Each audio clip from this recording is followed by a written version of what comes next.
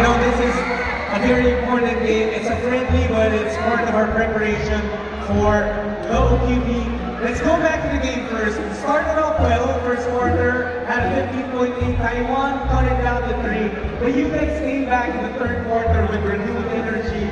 What was spoken, what was the instruction heading into the second half?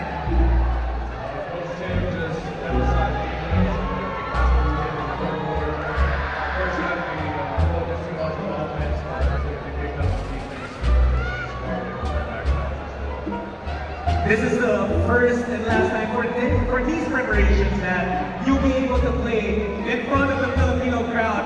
How much does it mean to you and the team to see this fun crowd and really hear their cheers before you travel tomorrow and continue on with the OQP? It felt like a send-off party with everybody here.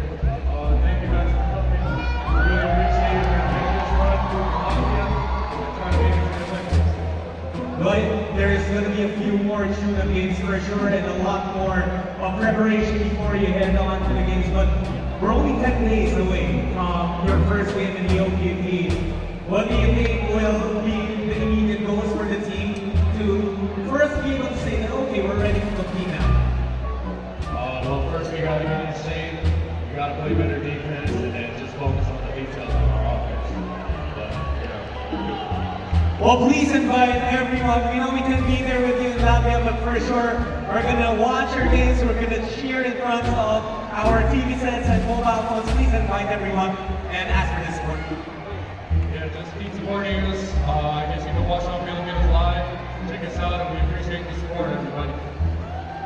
Ladies and gentlemen, Clyde Ramos, best player of this friendly match. And thank you all for coming out. We'll be right back. Please stay with us. Mag-usapan pa natin itong panalo ng Gilas Pilipinas. We'll be back in a bit.